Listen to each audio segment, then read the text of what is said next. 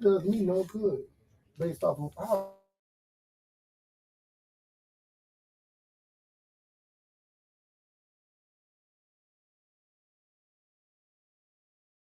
At number 3 overall pick, Trey Lance has earned the right to back up Justin Herbert. And we've got daytime Nationals baseball on today. They're going to look to avoid the sweep by the Yankees and look to stop their losing streak at 4 games. That'll be at 1:05 p.m. right here on 106.7 The Fan. From the Crop Medcap 5-Star Sports Desk, Savannah McCann on The Fan.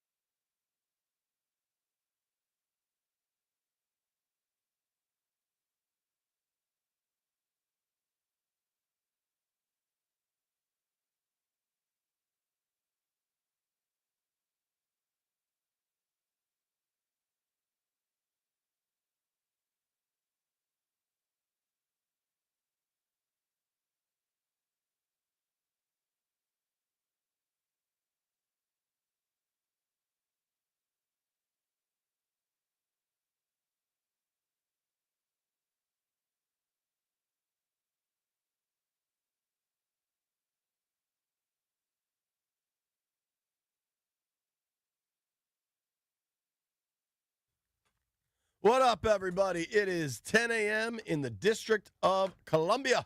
Points north, south, east, and west. He's an NFL legend wearing a dope Terps hat this morning. Woo! Brian Mitchell. What up, B? I'm good, brother. What's happening? This Terp hat gave me some luck.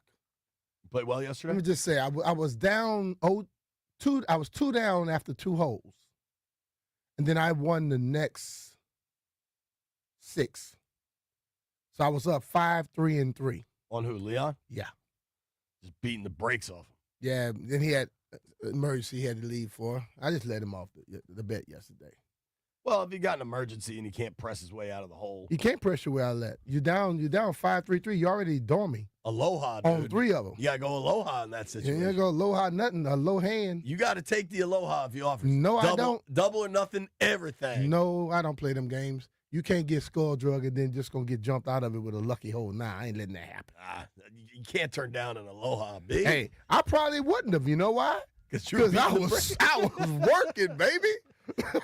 He might not have. Hey, when I can't miss the short grass, you could go aloha, you can go français, you can do whatever you want to do. You could go wee. I don't care. Let's go for it. All right. A lot of people have wanted to know when we get to hear from various people. So here's the schedule, folks.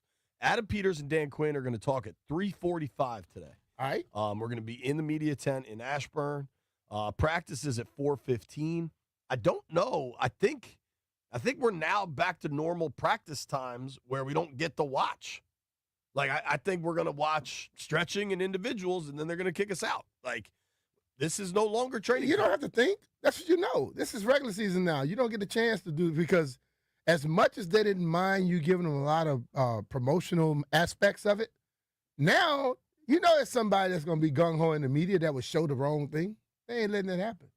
Now, we thought we were going to talk to Terry McLaurin today. Seems like that may be moving. So stay tuned. I don't think people realize when you are working in pro football, when you are a media member working in pro football, life is TBD, baby.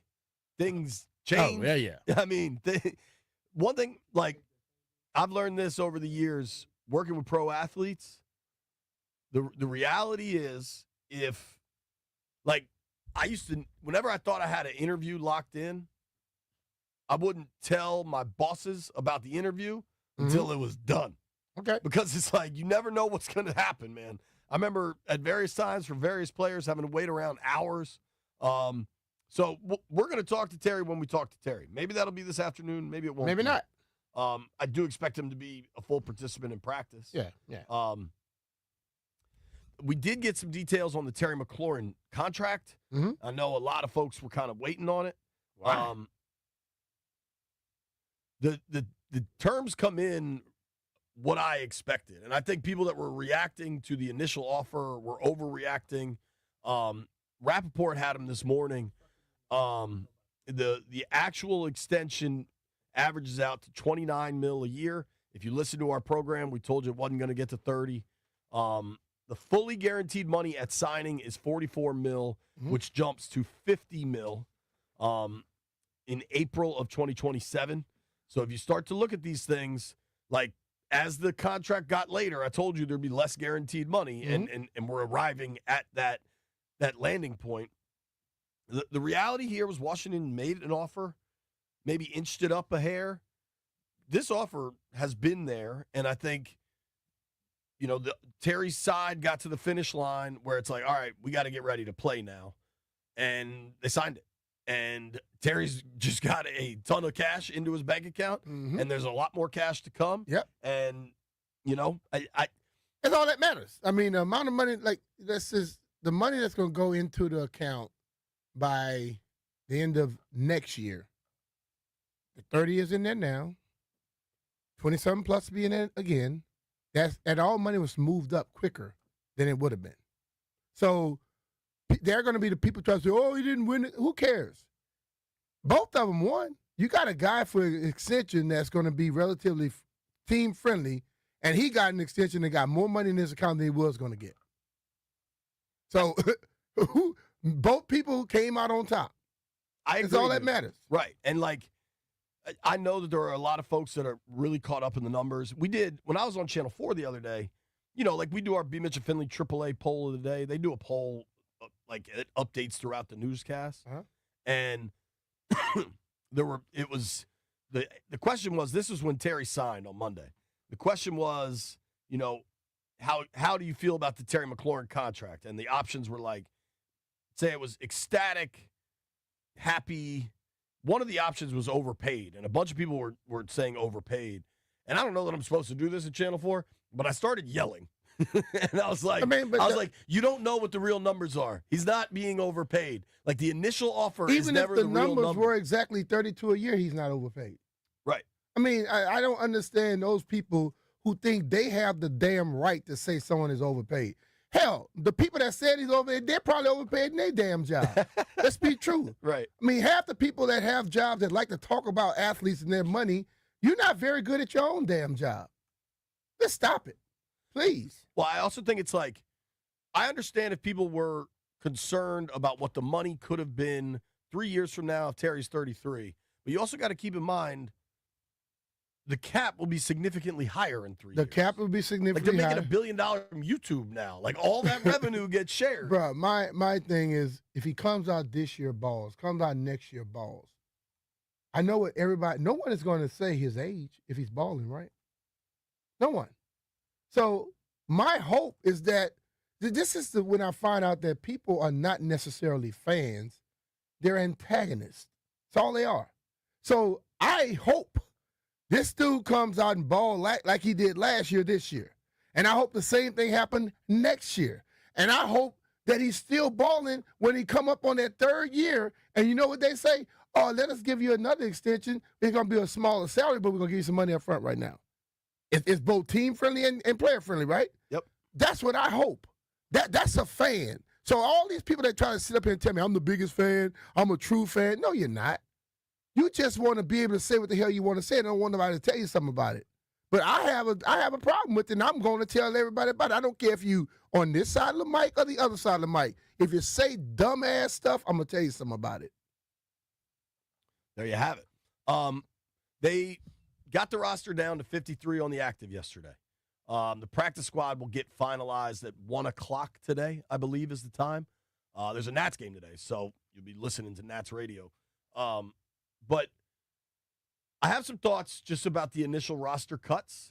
Not a lot. I really, the big news was made last week when they traded Brian Robinson to San Fran. That was the only real surprise to me of this offseason, and that became a lot less surprising when it became relatively obvious it was happening, I would say.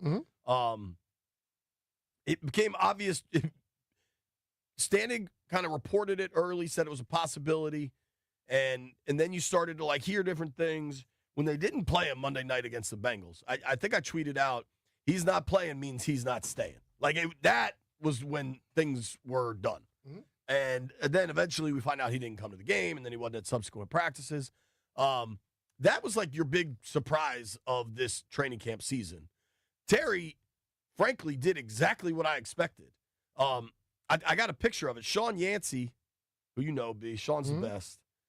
This was like 3 weeks ago. I was doing Channel 4, and she asked us on air to make a prediction when Terry would sign. And Yang, God love her, predicted like July 10th. Like, she just wanted it done. She wanted it done. She doesn't care. My guess was August 24th. Terry signed August 25th. So that was really what happened with Terry is what I expected. Yeah. And kind of what I was told throughout the process. This is going to get done. The numbers you hear are crazy. Don't listen to them. It'll get to the finish line, and it'll be team friendly and Terry friendly, and everybody can move forward. So that's the old saying, shoot for the moon, and even if you miss, you end up among the stars. You always ask for more than you're willing to settle for. So this is where I have a problem with most people. When a guy normally asks for something and he end up getting a deal, and it's normally less than what you asked for. Normally it is. That's normally right where you wanted to be and where you thought you would be. If you have very, very smart people around it, they always ask for astronomical things, knowing that you're going to come somewhere. There's an asking point, an offering point, and a settling point. You get what I'm saying? So absolutely. If you go for if I was like playing ball today, and I want 10, I'm asking for 15, maybe 16 and a half. They may come in and say 8. If we end up getting that 10, I'm satisfied. The rest of the people can say what the hell they want to say, because you don't even know what my honey pot was. You get what I'm saying? Let's go to the honey pot now. You love the honey pot. So if I have a number that will satisfy me and my family, I don't care what you say and think. And the problem is, I understand, listen, man, fans, you all make this thing go. But you know what? You don't have control over everything. You want respect, give respect to the same people that you want respect from, and this thing will work out better. But you get fan and media people who want to sit up here and say what you want, and then when you want something done, you want them to bow down to you and give you everything you want. To hell with that. I've been dealing with this a long time. I did media while I played, and I knew how to deal with people. And you know what I do a lot when I talk to players individually? I let them know who the asses are on this side of the mic, on this side of the job. So be careful with them and watch them. Yeah, I mean, players know also. Well, they know, but you can help them out a lot too. So right. That I have said, my job is to help educate fans and players, and I damn sure try. I want to get into roster, just my thoughts on the roster, and B, I'm curious yours as well. But I before we get to that, obviously, really sad news yesterday. Yes. Rick Snyder passed away. Rick is a guy that had covered. When I was playing. Yeah. I mean, when did you first meet Rick? Oh, it was way back, man. You know, I would see Rick all the time. And the thing of it is, like, let's see, people have their way, whether it's good or bad. But the one thing I love about Rick, he was consistent in what he was. He didn't go wishy-washy and change up for folks. So you have to respect that. You know, we talked to the coach yesterday about Pete Medhurst. Yep. Same way. But when you listen, bro, I don't have to agree with everything a person does, but I can highly respect the hell out of somebody. And I think that's how I was with both of those guys, where they stuck by who they were, so you get to know who they are, and you judge a person based off of what they consistently are. People that are one person one day and another person the next day, to hell with you. I don't give a damn about you. Rick was always himself. I shared many sideline, many a press box. When I was, new covering the team, he was cool and kind. I remember as a kid. It's funny. I'm going back through my DMs with Rick now. Look, I might get emotional here. Hey, man, let it flow. He when we announced, that's when you know you're a man. Let it fly. When we announced we were starting the radio show, B, he sent me a note. He said, "Congrats, JP. Don't let Brian push you around. He's really a softie. When you need a guest to say Brian should be in the Hall of Fame, I'm around." Rick, why was Rick trying to put my business out there? See, you and Rick the same damn people putting my business out there. I'm not a softie. Yeah, I respect people until I'm disrespected. Gosh, May 15th, 2020. Man, that was a long time. He sent me a note. Congrats on the Emmy. You do good work, old newspaper man in you. Once upon a time, I was a writer. Gosh, this is I shouldn't have pulled this up on the air. No, we need to see this side of you. Rick was very kind, and he didn't always have to be. I remember as a kid, this really was, especially for football coverage, a two-newspaper town. And the Post was always the lead dog, but the Times football coverage was excellent. And, Rick drove that coverage. It was him and Elfin for a long time, and then Rick was a columnist. Gosh, now I'm getting back to when Tandler passed. Good God here. I think, what Tandler would tell you is Snyder gave him a chance. Rich Tandler was like an uncredentialed media member. He was kind of just a fan with a blog, and then was able to break through. Because I believe, if I have my facts right, Snyder got him credentialed for this Warpath magazine that he used to run. Okay. And it was, he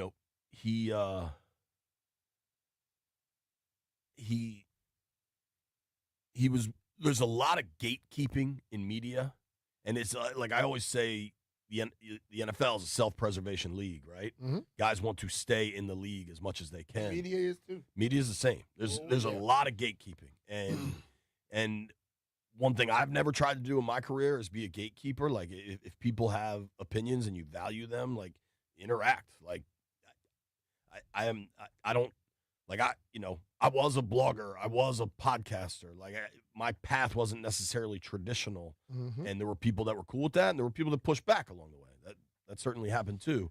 Rick, I dealt with that. Rick people got mad at me. I was in the media longer than them. I've been in the media longer than most guys have been living, and they have to the nerve to try and tell me, well, you were a player. Yeah, but I've been doing this longer than your ass been living. You need to learn something. You know what I mean? Yeah. I didn't just play. I played, but I was able to jump to this side and been doing this since 1992. It's a long damn time. You know what I mean? Yeah. So the thing of it is, when you see someone coming along with a certain level of talent, you offer your wisdom. You offer information. You offer ideas. You offer your help. If they just poo-poo it, then let them go and learn how to swim on their own. But those that seem to offer the help and you listen to them, listen, guys aren't trying to help you just for the hell of it. They telling you what works and what doesn't. You know? Yeah. But a lot of younger people think they invented the damn wheel. You ain't invent no wheel, dude. April 14th, 2017. JP, sorry to hear of your father's passing. My dad died in 1989, and still hardly a day goes by that I don't think about him. He thought football was dumb. We watched one Redskins game together on TV, Super Bowl VII loss. But a couple of years ago, I was driving home after finally being cleared from skin cancer and found myself singing my dad's favorite country song that I hated. Suddenly realized Dad came by to make sure I was okay. So they're still with us, and I hope you have good memories of him. Saying the same thing about you now, Rick. Safe home, man. Totally. Thanks for everything. Yeah.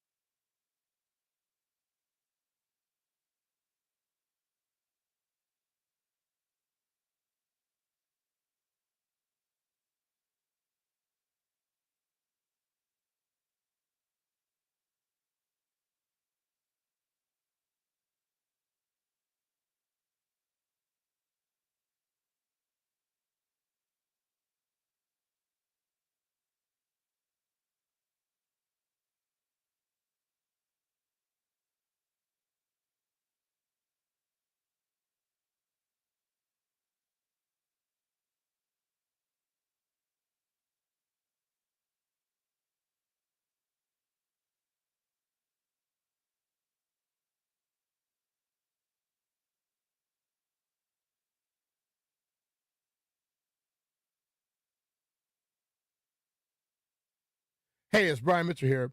FanDuel is giving you a reason to lock into the college football season early. Right now, new customers can bet just $5 and get $300 in bonus bets if your bet wins. That's right, bet $5 on any bet, and if you win, you'll walk away with $300 in bonus bets to use all over the app. You can use those bonus bets on week one lines, Heisman futures, over-unders, player props, whatever you got circled on the college football calendar. FanDuel is easy to use, safe, and when you win, you get paid instantly. No waiting around, no hassle, just straight to your account. So if you got a team, a take, or a gut feeling before kickoff, now's the time to back it. Just head to FanDuel.com/Brian and sign up to get started. That's Brian, B-R-I-A-N. FanDuel Sportsbook is the official partner of 106.7 The Fan. You have to be 21 years old and present in Virginia. First online real money wager only. $5 first deposit required. Bonus issued as a non-withdrawable bonus bet, which expires 7 days after receipt. Restrictions apply. See terms at sportsbook.fanduel.com. Gambling problem? Call 1-800-GAMBLER.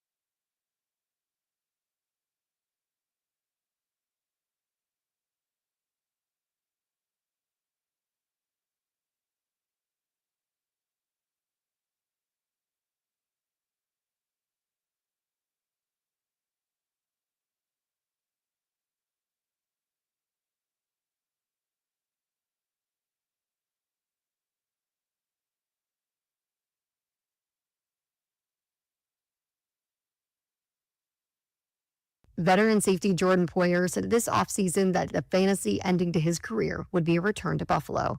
And now he's getting his wish. He just announced he's signing with the Bills.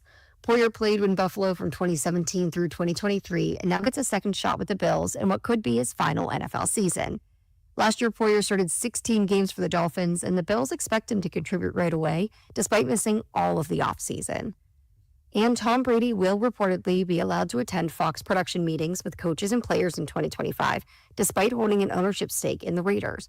That is a reversal from last season, where the league banned him from attending those pre-broadcast meetings. The league originally banned Brady from attending those because they didn't want him to gather information on rival teams, then share that info with the Raiders. He is still going to reportedly face some restrictions in his broadcasting role, though he will be granted access to those pre-production meetings.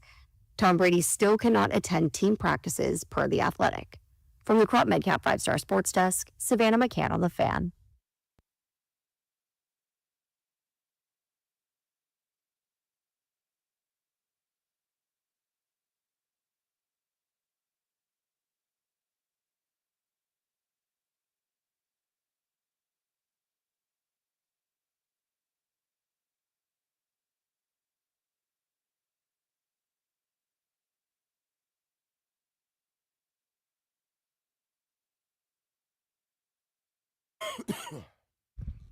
BMitch and Finlay, 1067 The Fan.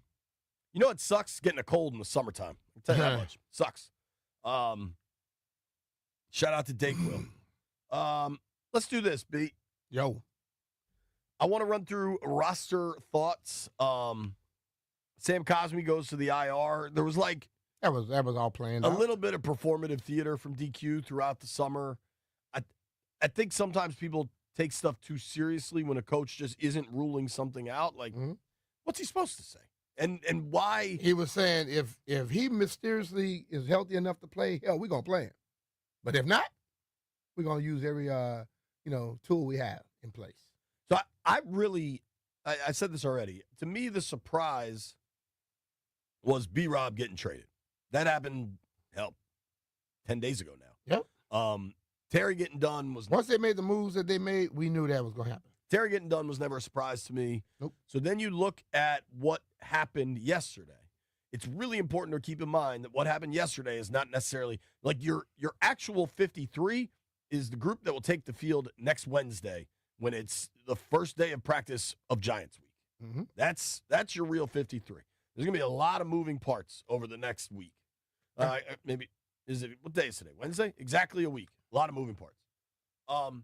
The surprises to me, and these are, I'm not applying any connotation, positive or negative, just things that I noticed, right? I wanted to start with Eddie Goldman. I was a little surprised Eddie Goldman was on the final roster. He, I don't think, had the best preseason. He was a little slimmer than I expected, which is probably good for his health. But clearly they like the size of Eddie Goldman. I actually liked Eddie. When you watch Eddie took on a lot of double teams, and he has that little knack of doing this, grabbing those jerseys, and not allowing them to get up on the linebackers. I watched a lot of the games, and I know people looked at they got bigger, what was happening? A lot of those second, third string linebackers wasn't filling the damn hole. Right. My job is to take on the double team or fill and make a big clog right here. You're supposed to fill the gaps. Sure. They weren't filling them. That wasn't his fault. So I thought he played well. For me, I thought Jalen Holmes showed good enough in real games last season and had a good camp. But I don't think that's an apples-to-apples comp. Jalen Holmes gets released. I was texting with some folks yesterday, and they were also a little surprised Jalen Holmes got released. But he's a D-end. And basically, the arrival of Von Miller was pretty bad news for Jalen Holmes. Yeah. That doesn't mean Holmes can't get to the practice squad. I won't be surprised if that happens at all. Cleveland Farrell gets released. That was not a surprise. No. But the thing about, if you look at when he was playing in the preseason, they were you're telling true you. about that. But the thing about Holmes, if he ends up to the practice squad, that answers the questions about what you're thinking.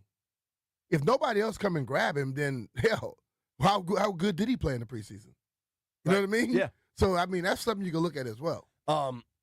Just sticking with the D line, for Goldman, I feel like it was kind of a fight with Sheldon Day or Carl Davis, depending what you thought there. Those are both guys that gave you snaps last season. I think clearly they think there's another gear Goldman can hit compared to those two dudes. Like at some point, that's just the reality. Then again, having Goldman doing the things he was doing this preseason with a Bobby Wagner on the field, or Frankie Louvu, I think those guys will hit those gaps. Not necessarily a surprise, but I'm happy for Chris Paul making the roster. I thought when he started at guard in the Bengals game, the second preseason game, was really pretty telling of what they wanted to see.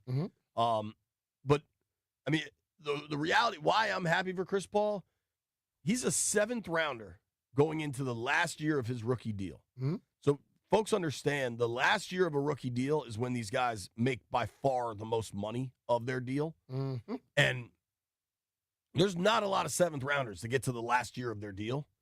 And I'm just happy for him. That's a dude that I think really worked hard on his body. I think he looks stronger now than he ever has. And that's the natural progression. You should look stronger in year 4 in the NFL. He plays. I mean, the thing about him, dense, baby. I know when they said that, when they made that comment, he's dense, and I think you got to know exactly what they're talking about. They're talking about he's a very, very thick guy and it's hard to move him. Right.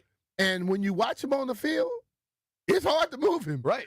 So the whole thing about it, if the guy is hard to move and he moves other people, well, that's the best thing for a running back. Yeah, man. Just like some of this is a human level. Like I know Chris. I like Chris. I was happy he made the roster because he gets a nice little payday here. Next surprise or comment, thought, Cahill made it. I was really happy for Cahill. Yeah. I thought because when he got his opportunity, he made the best of it. I thought that would be a roster squeeze situation just because, they gave Ballore an extension. He wasn't going anywhere. They just drafted Medrano. But on their roster, technically, I'm counting to be sure I'm correct, they kept 7 linebackers. Now, that seems really odd, but keep in mind they're listing Von Miller as a linebacker. Yeah, he's a pass rusher, but you want to call him an OLB, that's fine by me. But still, keeping 6 linebackers throughout this camp, I think similar to Tyler Owens last year, within 2 weeks of camp, you knew Tyler Owens was on the 53. He just played at a speed and a pace that you immediately noticed, right? Yep. And in this camp, that was Bill. That was Ja'Cory Krosky-Merritt. Like he played with a speed and a vision and the jump cut ability that you knew, all right, this dude's going to be on the roster. Like this dude could play right away. Yeah. He's raw. Outside of Bill, though, I don't know that a lot of guys forced their way on the roster really until Cahill's performance in that 3rd preseason game. I think that game cemented, you got to keep this kid around. Yeah.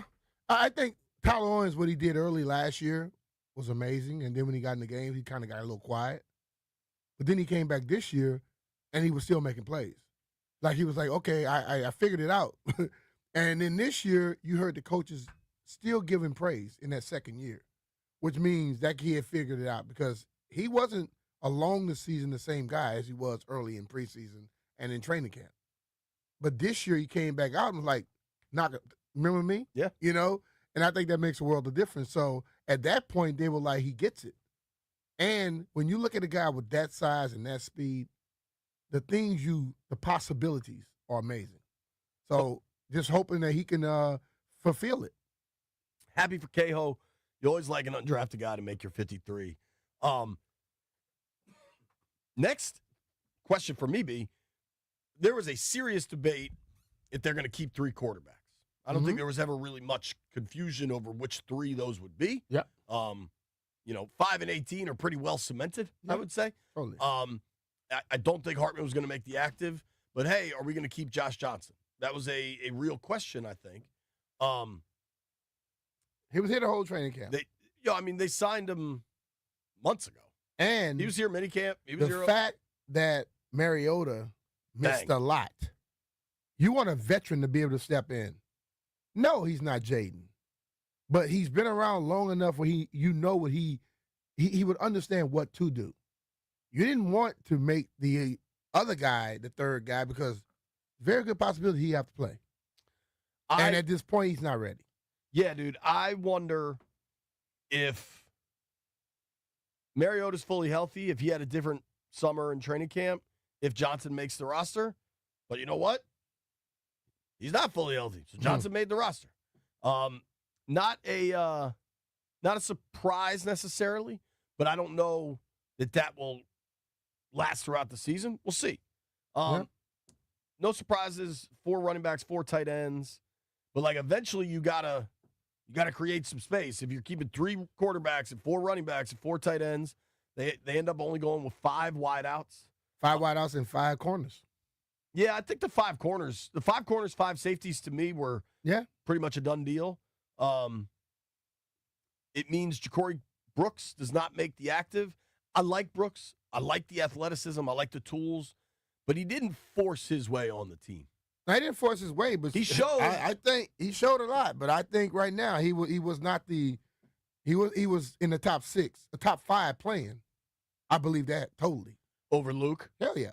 But he wasn't drafted, and that's understandable. But Luke's gonna have to make some steps and some strides, because if he makes our practice squad, he's gonna keep raising eyebrows. One thing that has been interesting, specific to McCaffrey, is how the coaching staff talks about him. Like what whether they're saying it or they believe it, what they say is really strong. See, what I said to you just earlier this week, they may have criteria where he needs to hit certain marks. And if he's hitting those, I can understand them saying, okay, he's going where we want him to go. There may be other guys that may be hitting those marks and doing better things. But if a guy I drafted is hitting the criteria or making the strides that I think, then I stick with it. But then that gets to a point, too, where you're like, okay, I don't need you to just reach that mark I set. I need you to exceed them sometimes. It's going to be interesting. You'd really like to see some development, including some productivity, for a top 100 pick. I similarly, zero surprise, Sennett made it. I think Sennett has contributed more on the field in games than Luke has. Not that either of those bars are particularly high, but Sennett's also a tough guy. He's not you're not losing much when he's on the field. He's not the blocker Bates is. He's not the receiver, the route runner Ertz is, but he could play. I think, dude, I remember rookie camp last year.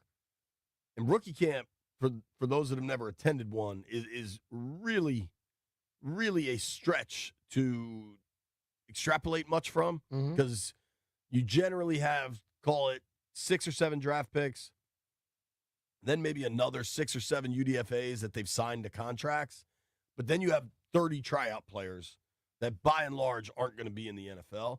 Yep. I remember rookie camp watching Yankoff last year, and I was like, that dude's got something.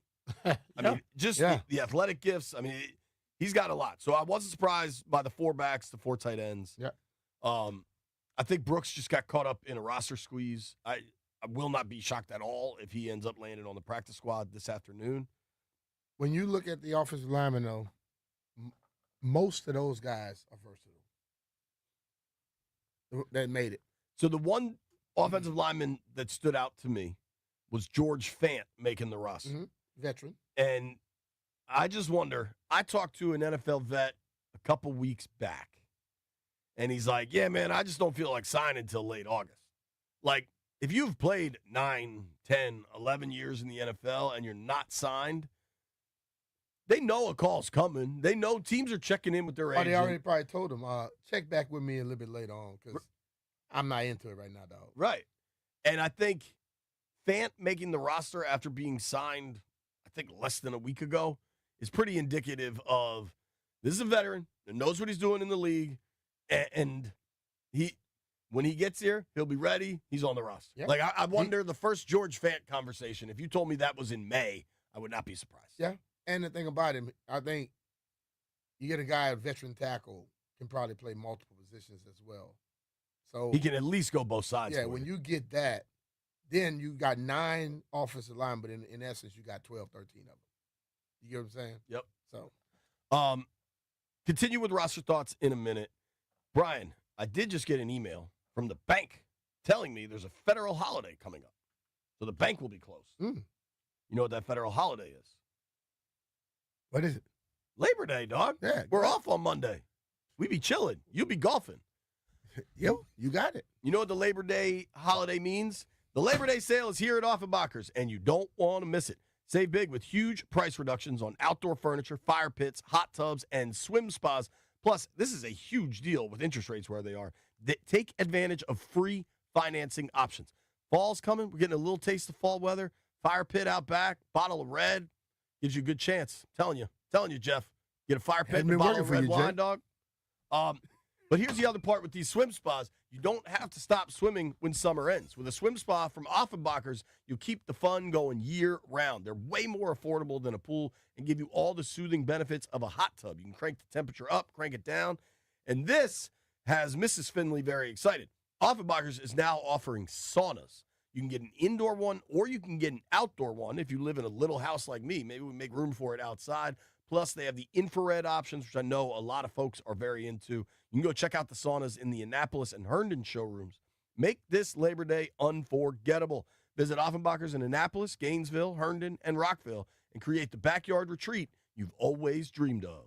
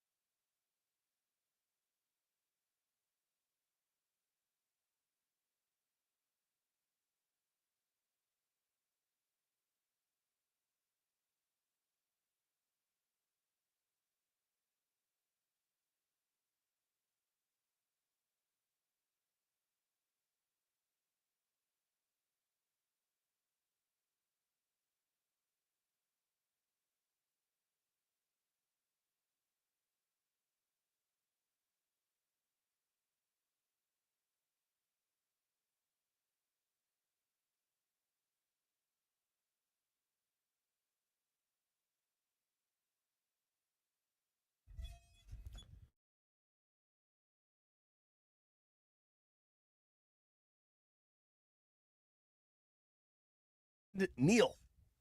So, B, Tuesday was first day of school. Mm-hmm. Monday night, we're getting the kids to bed. Hear this weird noise. Lauren's got sensors all over our house. We had a leak under our sink. I'm completely incompetent, and I just figured out to collect the water and dump it out, right?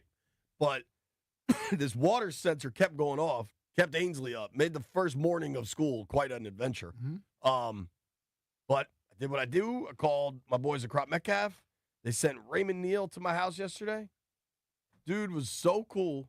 So our garbage disposal was screwed up. Mm-hmm. So you just like, I got one in the truck. Imagine casually being able to just install a new garbage disposal. That's something I will never do. That's his job, Jay. I know. But as I was talking to him, he was just so chill about it. He's like, I love the show, dog. So shout out to Raymond. Hope you're listening right now. What's up, Raymond? Big fan of yours. So appreciate you, Raymond. Appreciate you, Crop. I'm going to talk to Greenberg here in a few minutes. I did want to ask you, a lot is going around about the Commanders roster. And in the group chat, you had an interesting response. So the Commanders roster is the oldest in the NFL. Mm-hmm. I don't think that's really a surprise. I think it kind of gets regurgitated now that they've made roster third or cuts. fourth time this is going in the whole sports circle this offseason. Right. Jimmy Kempski is a dude I'm friends with, but Jimmy is absolutely an agitator. He writes for the Philly Voice, and he likes the Eagles, Commanders, social media fighting. Jimmy's in on it, Mm-hmm. right? So Jimmy tweeted out, I've been calculating the average age of every team in the NFL at final cutdowns every year since 2012.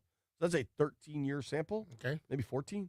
The two oldest teams previously were the 23 Saints and the 2018 Raiders at an average age of 27.4 years old. The 2025 Commanders at 53-man cutdowns have an average age of 28.1. B, what was your response to that? I said that the 1991 Redskins at the time, average age was 27.8, wasn't it? Yeah. Yeah. And they won the Super Bowl, and many people believe it's the best team ever. I've said over and over again, you're going to have young and old when you win a Super Bowl. It's not going to be all young. It's not going to be all old.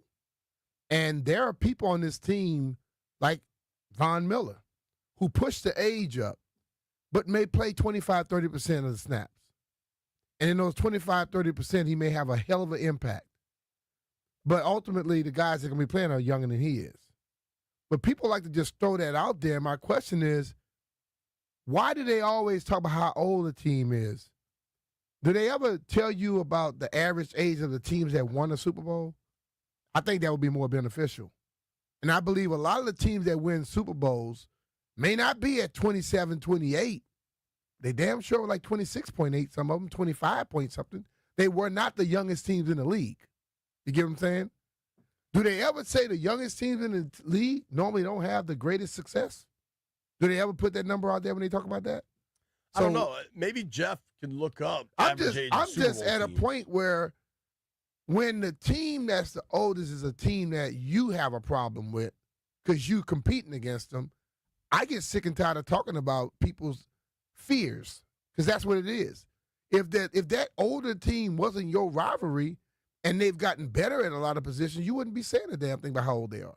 So, for me, in the 2025 season, Terry McLaurin turns 30 in 3 weeks, call it. Mm-hmm. He turns 30 4 days after I turn 44.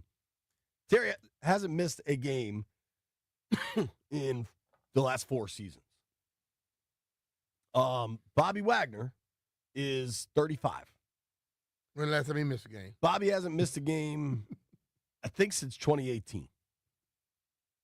Honestly, I think it's that long back. Zach Ertz didn't miss a game last year. Those are, of the major contributors that are older, it's like Ertz, Wagner, Marshawn Lattimore he's only 29, but he's missed a bunch of time. Okay. Like Josh Johnson is 39 years old. That's going to drive your average way up. Yeah. The plan is for him to never play. Tressway's your punter. He's one of the older players on the team. Like the specialists around the NFL tend to be older. But they don't break all that down, Jay. But They just throw that number out there, and most people today just react to that number. If you were to specify what everything is, it'd be a total different look at it. the only thing I will say related to the age, and I'm curious what you think of this. I don't see it an issue this season. The players are good. Injuries come for young players. Injuries come for old players. That's the will of the universe. Nobody has any idea how that stuff works. Now, if you have a repeatedly injured player, like Marshawn Lattimore's 29, Bobby Wagner's 35. Mm-hmm. I'm far more concerned about Lattimore missing time than I am Wagner, and the age is fairly irrelevant there. You know what I mean? Mm-hmm. Injuries can happen at any time. There are injury-prone players, but like they could be young or old. You know? Yeah. And then, but I mean, they just throw the age out there. They don't say the age and they say, oh, they're going to be injured. They just throw an age out there, and we have multiple conversations about the older team. Who really cares if just throwing a number out there doesn't dictate anything to me?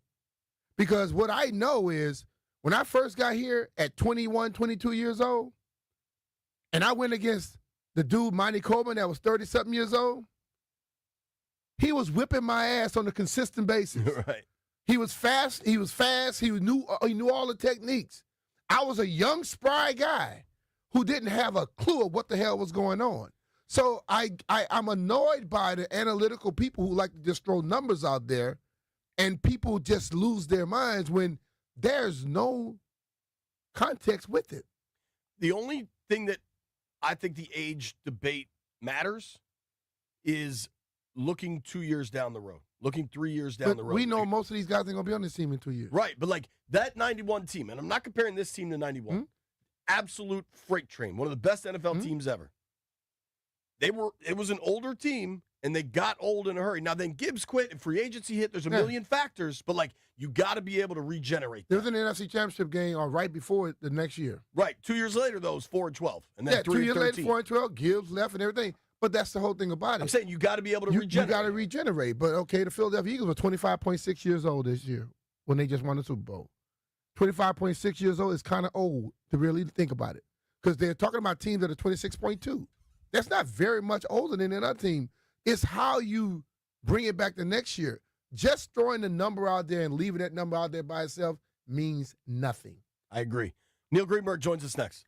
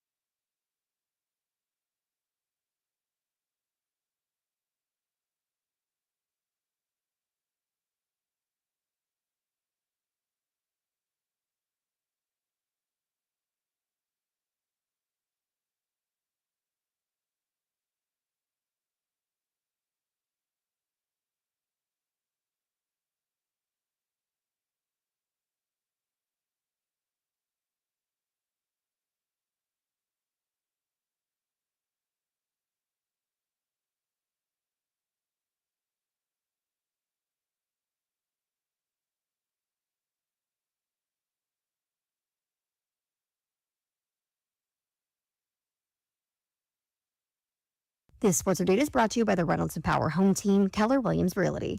Adam Thielen's headed back to Minnesota. Adam Schefter is reporting that the Vikings and Panthers are finalizing a trade that would send the veteran wide receiver along with a 2026 fifth-rounder and 2027 fourth-rounder to Minnesota in exchange for a conditional 2026 seventh-round pick and a fifth-round pick in the 2027 NFL Draft. Thielen played in 9 seasons with the Vikings before he left in free agency in 2023. He then went on to sign a 3-year, $25 million contract with the Panthers. A bit more NFL news. The Dolphins just announced that running back Devon Achane will be ready for Week 1 against the Colts. The team said that though he did miss practice yesterday, that was all part of the plan. He's going to rest this week so that he's ready for the regular season. And the Cowboys go to Philadelphia in 9 days to start the season. Star edge rusher Micah Parsons still hasn't practiced this summer. His contract dispute and standoff with Jerry Jones has continued to dominate the headlines. But poor head coach Brian Schottenheimer remains in the middle of it. He also remains confident that Parsons will be available for the season opener. But for the first time, the head coach conceded that maybe Parsons will have a limited workload for the first game because, again, he hasn't practiced all summer. Do you want to hear the fastest way to know what your home would sell for? Reach out to the Empower Home Team. Simply text your address to 800-763-3000. No phone call, just text your address to 800-763-3000. That's 800-763-3000. From the Crop MedCap 5-Star Sports Desk, Savannah McCann on the Fan.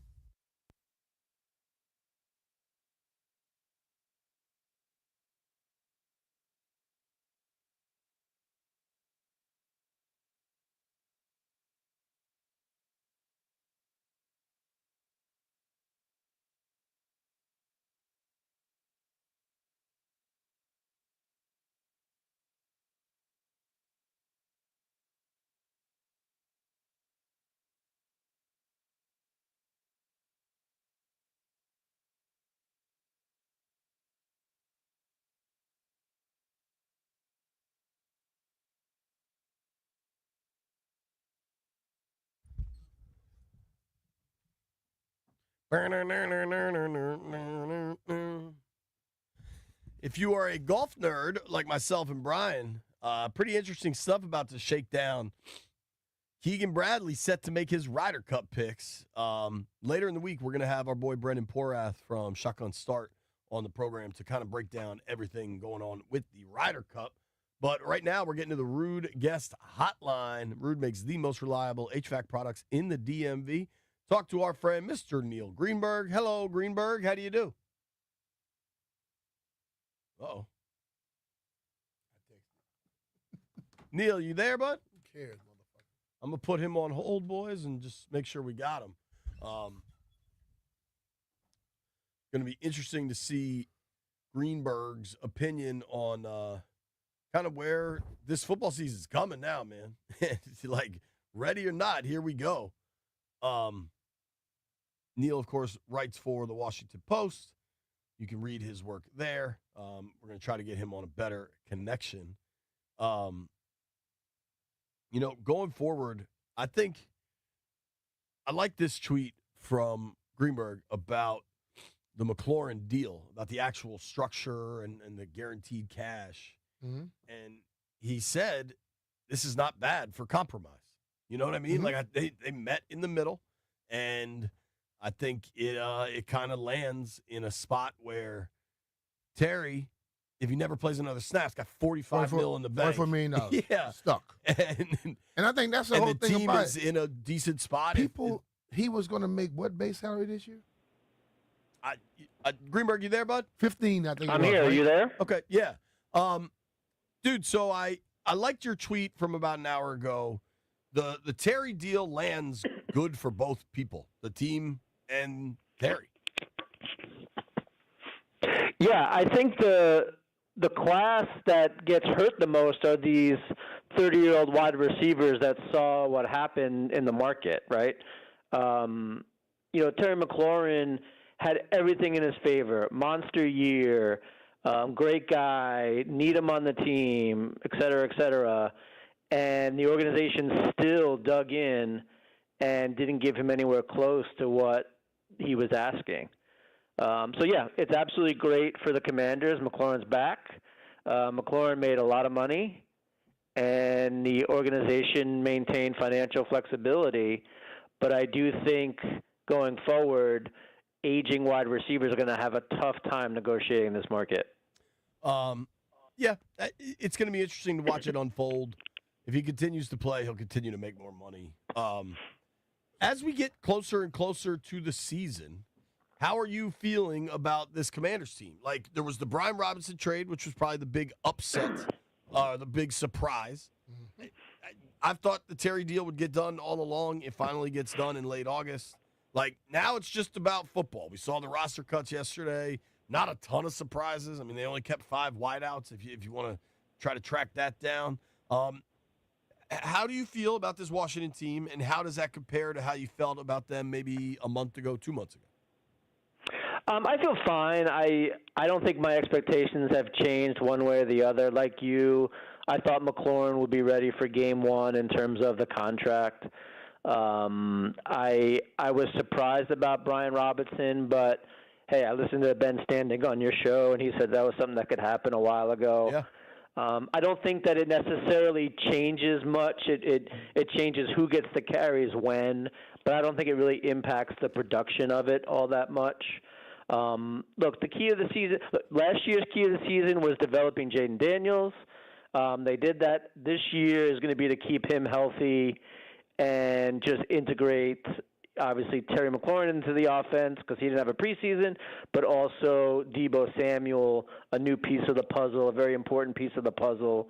What does that look like? And, I think Deebo is probably the big winner because I think that means he probably gets a little more carries now that Brian Robinson's not here, but that's just me guessing. Yeah, I think he's going to be a part of the run game anyway, and that's probably why they felt they could let Brian go. I just think that if number 5 is healthy and they're threats for him to run, things are going to be a little different. The fact that, you got Terry, you got the passing game, but Deebo being on the field is going to open up things not only for Terry, but even for Jaden, because now you got to worry about Deebo. Yeah, I mean, it definitely adds a new wrinkle to the offense. There's a lot of parts that you don't know what they're going to do, right? Like you talked about Jaden passing or running, Deebo catching or running, Terry McLaurin being a threat. There's just a lot of things that the defense needs to account for, and I think the Washington coaching staff did a real good job last year of mixing it up, trying to disguise the plays. There was some study out there that looked at the predictability of offenses, and Washington was ranked relatively low. I mean, they did a good job of being unpredictable. That's the key to the modern NFL offense, and I'm intrigued about what's going to happen this year because I do think that this team will be fun to watch. I can see a lot of highlights on social media just from the fact of people are going to be doing things that you don't normally see the positions do. I think Andy Reid's success has always been he works on having matchup advantages, and I believe that Deebo can end up anywhere. So a defense saying, "Oh, Deebo's in the game," you can't just say that because he could be a slot, he could be out wide, he could be in the backfield. So you may put somebody in there to have to deal with him that he's going to definitely have a matchup advantage over. Yeah, and then what does that mean for Terry? Like on the outside, what does that mean for him or Jaden Daniels seeing a big gap up the middle? Like I said, I think this is going to be one of the most highlight-driven teams of this year. Like we know that Patrick Mahomes is going to make some weird play, sidearm, on his head or something like that. But I think Washington week in and week out, with Jaden, with Terry McLaurin, with Deebo Samuel, doing things. I think there's going to be a lot of highlight reels of this team. Yeah, I mean, I think it was ESPN put together that watchability matrix, and the Commanders were at the top of the list just because you got star players, you got a cool offense. Last year, everything seemed to come down to the wire.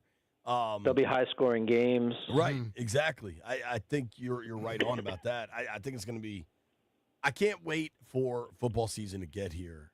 One area we haven't talked about a ton so far is fantasy. But now, unless you're in a weird league, like now, the next 2 weeks are when fantasy drafts are hitting, right? The next probably 9 days or something. What have you learned through training camp? Where are you looking in fantasy? Where are you not looking? So I read my colleague Kilgore's note about the running back situation in Washington. I think Bill is really high on some lists as opposed to what the reality is. So I'm actually fading him, not because I don't think he's going to be good or be a part of the offense, but I just think the risk-reward situation for him going as high as the 6th or 7th round when he's probably an 11th round pick is a little bit too rich for me. I do think that Trey Benson in Arizona is someone to look for. You got McMillan, the rookie in Carolina, seems to be the starter as long as he's healthy.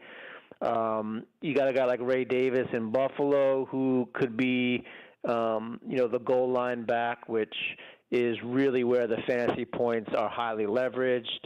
And so those are the type of guys that I'm looking for. I will say, like, overall, I think wide receiver is going to be the key to this year's draft. You want to get one or two within the first 3 rounds and then just start sprinkling them in the middle rounds when other positions like running back and tight end are kind of in a dead zone. QB, look, Jane Daniels as like the first or second quarterback taken in the draft I don't think is far-fetched. There aren't that many dual threat quarterbacks out there. So that's definitely something that I would look at. And, I think running backs, you get your anchor guy early, first round, second round, maybe third round, and then just try to fill in late with some late bloomers. Sure. I think there's just so much. I was talking with somebody this morning, and they asked me about the Commanders. This time of year, I bump into ladies at the grocery store. They're asking me about the Commanders. And I boil it down to Jaden, man. Like, I think they have good players. I think their defense should be better. There's lots of moving parts. But in the end, having Jaden Daniels on your team, on your roster, is why I think not in the top tier, but the Commanders are an actual Super Bowl contender. Yeah, I mean, why not? If Jaden Daniels in the offense gives you anything like last year, and the defense improves, well, you'd have to argue that's a step up from the NFC Championship team from last year, right? Because the offense was historically efficient and the defense wasn't great. So if you have like a little bit of a step up on the defense and the offense can give you something close to what you got last year, there's really no reason why they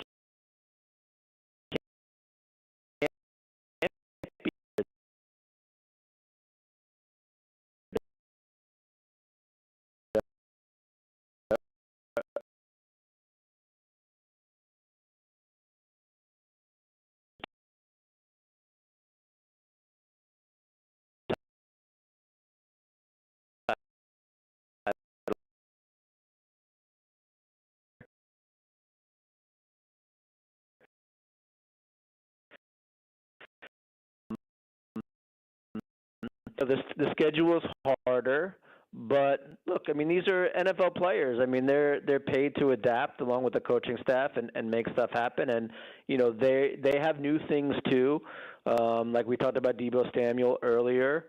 So there's a lot that could go. No reason this team about that. They any different path as they did. Really don't know.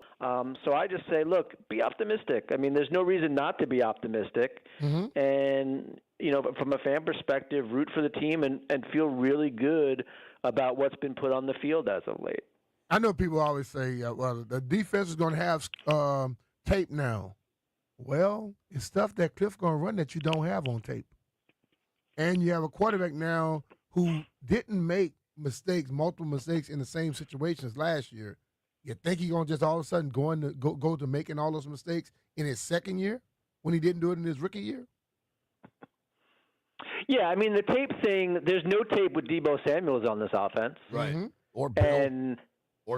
Right. And And I would guarantee you that the coaching staff during the preseason made sure that stayed that way. Like you're not seeing, we didn't see the primo offensive plays with everybody on the field. Obviously Terry McLaurin wasn't on the field, but like nobody knows what this offense is going to look like because the offense hasn't been on the field together. So there's no tape to be had, and people always forget this. Like Dan Quinn can make adjustments too, right? Like Cliff can make adjustments too. It's not just the defense that gets to make adjustments. This is a chess match. People, get to make all sorts of adjustments on both sides of the field. And I think you have to give this coaching staff the benefit of the doubt. So I don't necessarily buy the tape thing because we don't know. I mean, like we just don't know what it's going to look like yet. When I hear people say that stuff, I'm like, you act like only one side of the ball watches tape. And then everything's on the field the same way, right? Yeah. Like it's not like Madden where you're just running the same play, Barry Sanders sweep and hope for the best. I mean, it's such a complex thing now. I mean, just listen to a quarterback just rattle off, the play. I mean, I don't even think that they know what's happening half the time. I think they're just making stuff up out there. But you get what I'm saying? Like, it's so complex that it's impossible for everyone to have tape on everything at every single moment. Yeah. I mean, it's just not the way the game's played. There's a cottage industry of trying to make football sound more complicated than it is. It was. I tell you, I played. People got rich off that. I played in 4 different offenses, and I'm gonna tell you, it got every year. The wording got to be ridiculous. I went from having 4 or 5 word plays to 15, 20 word plays. Yeah, I mean, you're giving like the Gettysburg Address in the huddle, and or score, fourth down. Yeah, I mean, I love like the Gruden segments when he's like quizzing these quarterbacks on the play, and I think there's merit to that because that's the way it is in the NFL. I mean, like you're rattling off stuff, and everyone's got to be on the same page. So. It's very complex to distill it down to, well, they got tape, I got 2.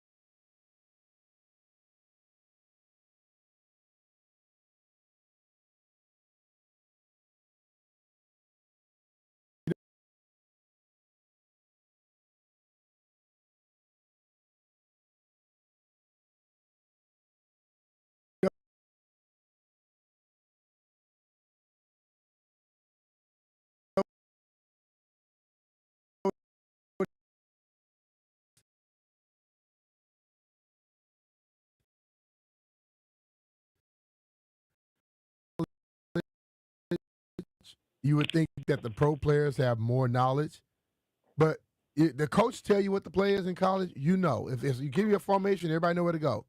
In the pros now, with all this West Coast offense, they tell every damn player what to do. Right. In essence, and my thing say Jack Wright go. That means I'm long enough for my. Yeah, come on, appreciate you, buddy. Appreciate you, man. Right, Neil Greenberg, Washington Post. Give him a follow at @ngreenberg. Let's take a look at anything that happened kind of around the NFL. Plus, this Ryder Cup stuff is breaking right now. Will Keegan Bradley pick himself as a player and a captain? He should. Nobody go anywhere.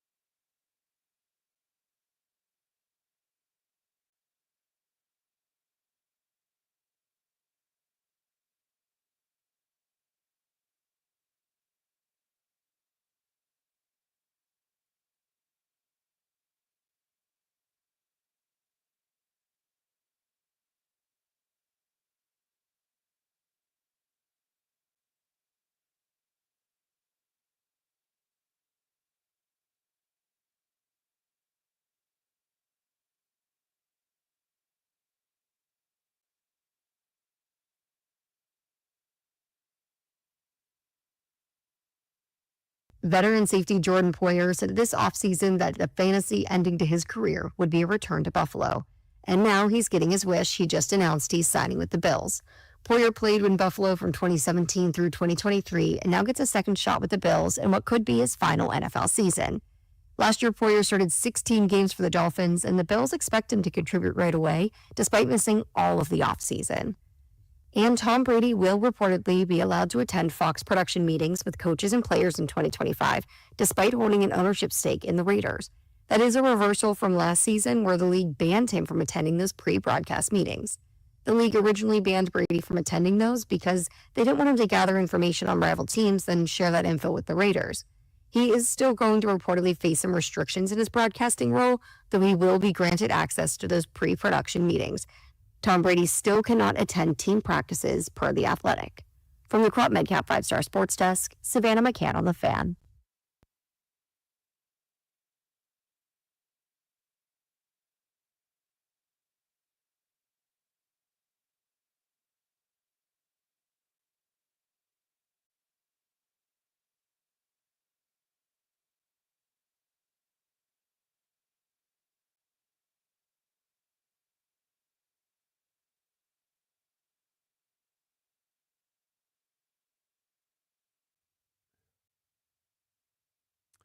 All right, folks.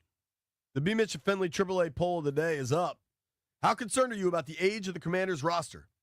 66% of responders, have said no concern. 31% said a little concern. 4% said I am very concerned. I think that's pretty telling where the fan base is on that topic. I think it's pretty accurate. If you're telling me the vast majority of people aren't worried or just a little bit worried, that tracks to me. The BMitch and Finlay AAA poll today brought to you by AAA. Level up with the new AAA Commanders MVP membership. Get all the benefits of AAA plus exclusive experiences, discounts, and tickets. If you're already a AAA member, upgrade for free or join today at AAA.com/Commanders. There you have it. Go vote in the poll. Brian, I think I know your vote. Yep. I don't want to speak for you. I know. Yep. I think you're a no concern. None. Okay. I mean, I really don't care. To be honest with you. I mean, let's be real. I would love to go back to those Patriot teams that won those Super Bowls and find out what the average ages were. Because they had a quarterback that was up there. They had a lot of other people that was up there. So I would wonder what those ages were. So for people to just, I just say, I'm asking the age people, please just give me some context with it and explain what you're trying to say. And maybe I was give it a little thought. I think quarterback changes everything. I think you got a young team with a bad quarterback, probably going to be bad. I think you got an old team with a bad quarterback, you're probably going to be bad. Totally. I think you got a good quarterback, changes everything. I wanted to make sure we make time for this, B. The Ryder Cup has been announced. All right. I think if you listen to this program, you know Scotty Scheffler. B and I are golf nerds. Okay. We knew what some of the picks would be. We didn't know what all of the picks would be. Now we know. We got it, baby. The biggest question was, would Keegan Bradley pick himself? And so people understand there's 12 players on the Ryder Cup team. If you really aren't into golf. What was his rank?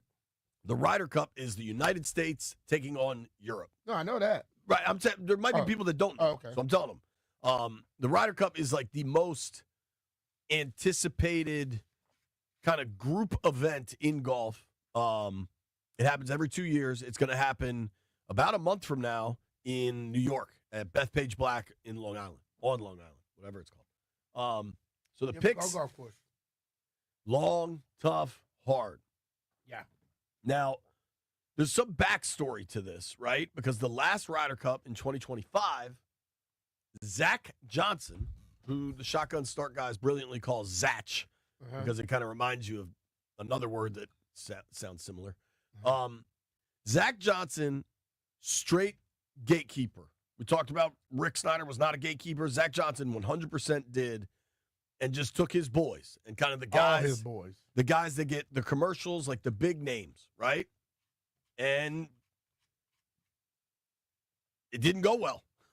And specifically, Zach, Their asses handed to him. right. Yeah.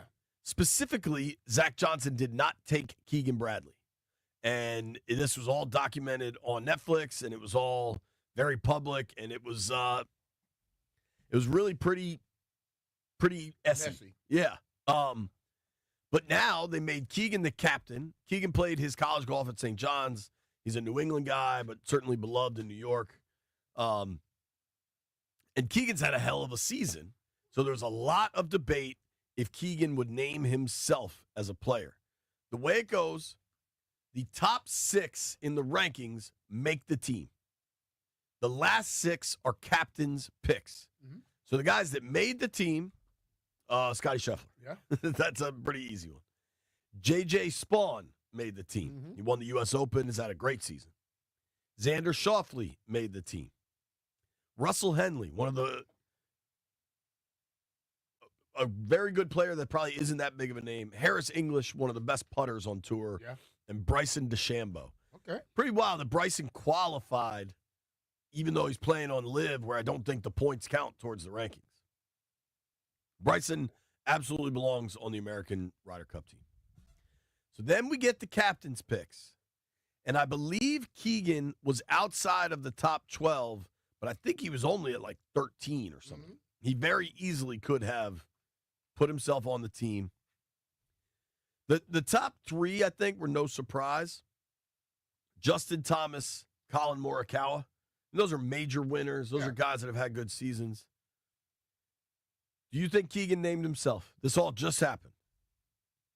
I would have. May have. Yes. I'm going yes. I really thought he was going to. He didn't? He didn't. I would have. And I would have told, what's my man that didn't pick him last year? Zach Johnson. Zach, don't come. Right. I want you around. Well, dude. But you know what, though? Picking himself, then he would have to deal with an extra backlash over the idiots out there. You know, and if he didn't go out there and play well, because they said only one person did it well, was Jack Nicklaus, I think? Right. So I love the guys they picked. Ben Griffin and Cam Young get to make their Ryder Cup debut. Young guys, big hitters. You need to be a big hitter at Bethpage. Ben's good. Cam Young's a New York guy. He grew up in Westchester, I think. I think he went to Fordham Prep. Shout out to John Stipasevic. I think Cam Young will be such a good fit playing in New York. And then he goes the experience route. Patrick Cantlay makes the team. I'm not a Cantlay fan, but he's good in match play. I mean, match play, it can be a little slower. Right. So he'll be playing up to par right there. And then Sam Burns makes the team. Oh, Burns. Here's my question for you. I'm about to get my man on to come talk about that. Okay, cool. He's still to it. Keegan did not name himself. How much work is the captaincy really? You set the matches. You set them. You're not night, going out there and telling them to hit 8 iron. And you sit on a golf cart and act like you're doing something. Put you're not doing a damn thing. You're listening to what people are doing. Once you put the lineups up, you do nothing. To me, the player captain really wasn't that big of a deal. It just happened that he's a young guy. It's more, and usually the captains are old. But it's more about the backlash and the people that are going to be saying this, that, and the other. If he goes out there and make himself a captain and he goes undefeated, everybody that had their stuff ready zips it. If he doesn't play well, they finna come out. Even the people that were with him gonna say something. So that's all you got to worry about. In this day and age, if you don't have tough skin or thick skin, you can't do much. Totally. If you got thick skin and you go around the world one finger saluting to everybody, you don't have many problems. I'm a little surprised Keegan didn't name himself. I kind of wanted him to, just for I wanted him to. The angst of it all. And I think he's a guy that responds in big moments. Mike Myers. He didn't the other day. No. He hit that thing in that water, man. Mike Myers working our show as White Brian continues to rehabilitate from swimming in the ocean during a hurricane. Mikey, I know you're that's not a smart man, right? I know you're a big golf guy. What do you think of Keegan not calling his own number? Surprised? No, I'm not really that surprised because I think there's just better golfers out there. Yeah, it's not like he picked somebody that. What if he would have been? He was 13th. What if he was 10 or 11 and he picked himself? I don't think nobody could complain. Right? If he was inside the top If he was 12 and inside they of only it, take yeah, 12, but then again, if these same people wasn't pissed off at Zach Johnson for picking all his boys, I think people were pissed at Zach Johnson. yeah, but still, I mean, come on now. If he did that, you're supposed to pick whoever you want on a captain's picks. The only dude I think that kind of got arguably screwed is Maverick McNeely, who was 10th. But I think recent form should really matter. Like, who's coming in hot right now? And I think Young and Griffin are the right calls for that. I know what the right call is if you're looking to buy a new car. And the right call is going to Oarsman Automotive of Virginia. They've been hooking up DMV car buyers for over 100 years. And with that kind of track record, you know they're doing something right. 7 convenient locations all over Northern Virginia. Oarsman's got the best brands, the best financing. Whatever it is you're looking for, they can hook you up. I'm very curious, Andy High's reaction to Keegan Bradley not selecting himself. You can find out yourself. Go check out Andy at Oarsman Jeep Dodge Ram of Alexandria. Me and B are always buying we've been buying our cars from Oarsman. You longer than me, but for me, like 10 years, man. Yep. They do it right. They'll give you a great deal. They'll give you great financing, and they'll give you the Oarsman Lifetime Edge. Yep, they give you the Oarsman Lifetime Edge. That's up to $1,500 in extras, including the complimentary car wash with every scheduled maintenance. They give you loaner cars with every major maintenance, and they give you the lifetime engine guarantee. And if you're trying to sell a car, you know many people try to shortchange you on that sale. Take it to Oarsman. They will pay you up to 125% of the Kelley Blue Book value, regardless of its make, model, or year. It's very simple at Oarsman. They like to keep their customers happy. You hear JP and I talk about them all the time, and we rave about them because we're happy. You know, you talk to my daughters. I have 3 daughters that have got a lot of calls from them, and they always happy. They don't just call him Billy and Chantilly. They call him Uncle Billy. So take it from JP and I to beyond satisfied Oarsman customers, and let's ride together.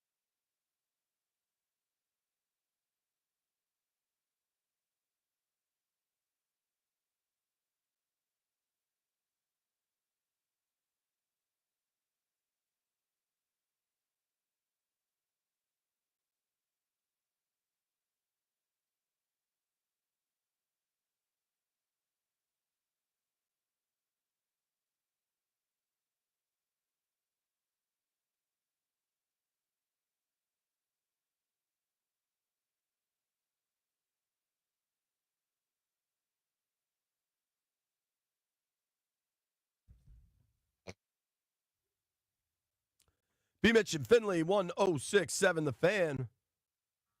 All right, let's get around the NFL here. Adam Thielen, B, traded to Minnesota. Remember we thought Trade that is was a going done to happen? deal. Yeah, man. Interesting. If you're trying to help Bryce Young in Carolina, trading away the veteran wide receiver that really helped him in the second half of last year doesn't add up to me. Yeah, but he's over 30. Some people don't like it. Some other people do. He knows how to get open. He knows how to get open in the red zone. He knows how to get open out in the middle of the field. As long as you're getting open, I don't care if you can be 40. I'll still take a chance with you. They must really like Teteroa McMillan, the first-round rookie wide receiver they drafted to trade away Thielen is kind of my thought. Well, then again, when a team wants a guy bad enough, they may offer you something that you go like, damn, you don't give me that? Right. Let's make this trade. More news. The NFL is aiming for at least a potential 6-game suspension for Chiefs wide receiver Rashee Rice for violating the league's personal conduct policy. The suspension would kick in at the start of the season. Hey, He's really good when he's been on the field. Yeah. Well, that's why they got another guy that just made the team that runs 4.26. Yeah. So they figured, I guess Andy said, well, Rasheed's gonna be gone in a minute. Let me go get me a track guy. Yeah. I want to let Jeff break some news. He was very excited about it. Jeffrey, what do you got? Yo, Mitchell Tinsley made the Bengals roster. I was You know, most people are saying, who? Yeah. I think most people listening to this show remember Tinsley. I doubt it. I had high hopes for him. He got one track mind. Once you off this team, they don't like you anyway. Yeah, I had Even if high you hopes played for it for him. 10 years and then went up the road. I hope he have success. I I thought like he was gonna be good in I Washington. like him, and he had 2 touchdowns against us, right?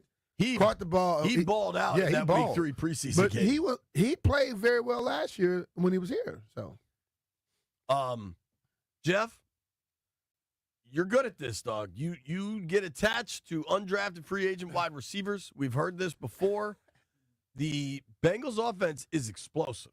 Yeah, Their man. defense is terrible, but the offense is explosive. he can do some things. I just think it says a lot for him to make that team with their wide receiver room. Because you know 2 of them are going to be there.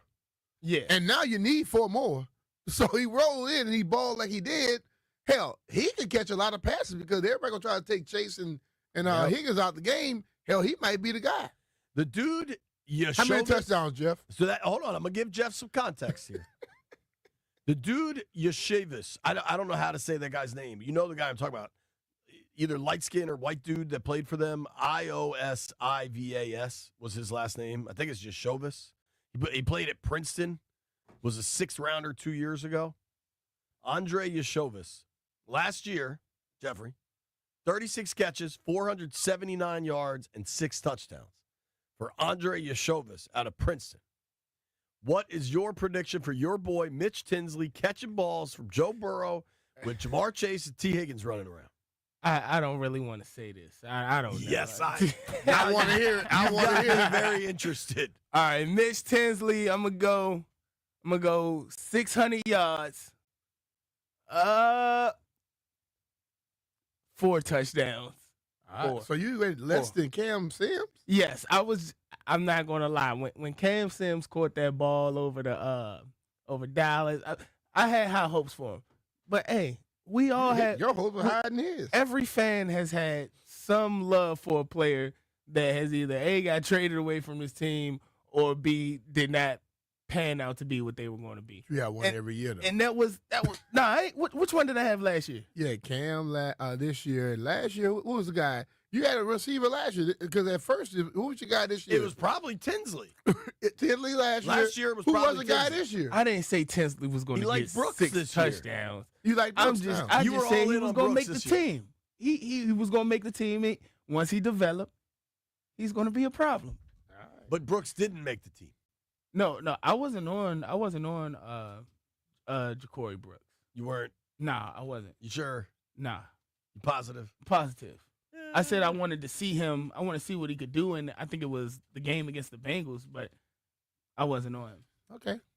Um, Wee.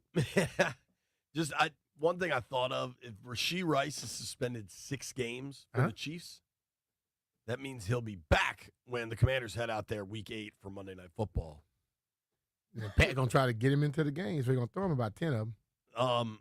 They probably will. Looking at the Chiefs' wide receiver room, and this will certainly matter for everybody that's involved in fantasy, Xavier Worthy is the second-year player out of Texas with crazy speed.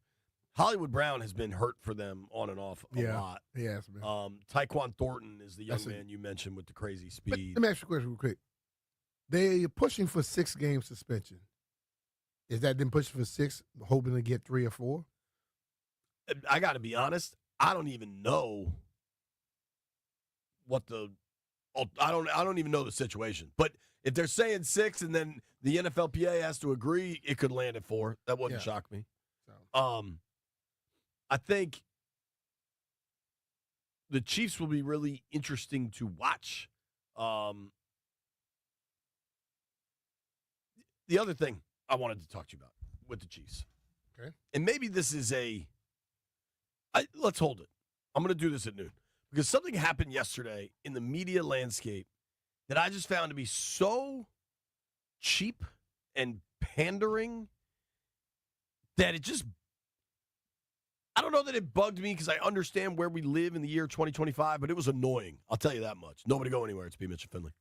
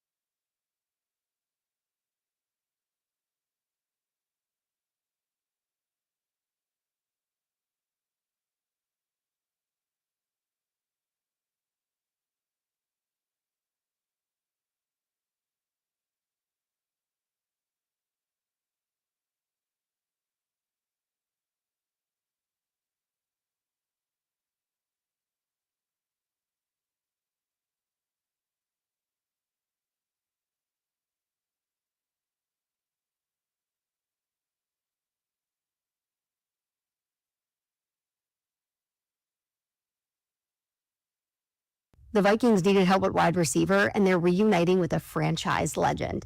The Vikings worked out a deal with the Carolina Panthers to acquire Adam Thielen.